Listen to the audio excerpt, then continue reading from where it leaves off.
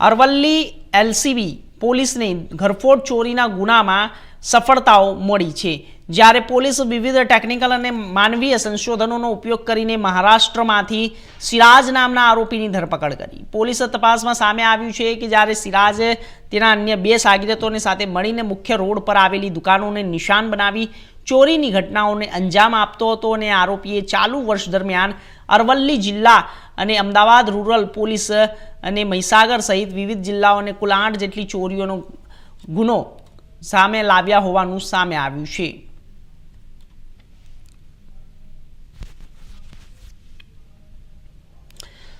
तो आपने जणावी दीए कि मुख्य आरोपी जीगो हजू पोलीस थी दूर है। अरवल्ली सहित अनेक जिल्लाओं में 8 चोरीना भेद उकेलाया है। टेक्निकल और मानवीय संशोधन उपयोग करीने महाराष्ट्र में सिराज नामना आरोपी की धरपकड़ करी लेवामां आवी छे।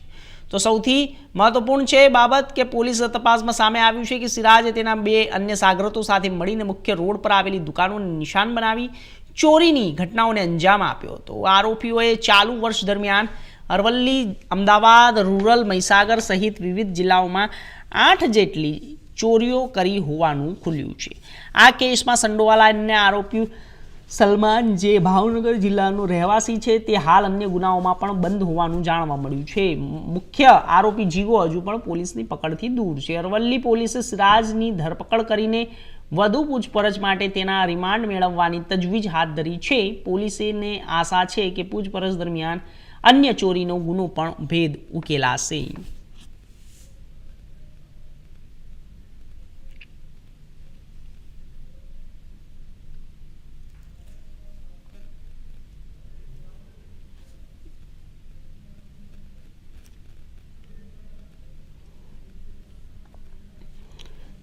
तो मुख्य आरोपी हजू जीगो पोलीसनी पकड़थी दूर है। अरवल्ली सहित अनेक जिल्लाओं में 8 चोरीना भेद उकेलाया है। अरवल्ली एलसीबीनी सौथी मोटी सफलता हाथ मळी छे। तो हाल समाचारों में बस आटलू।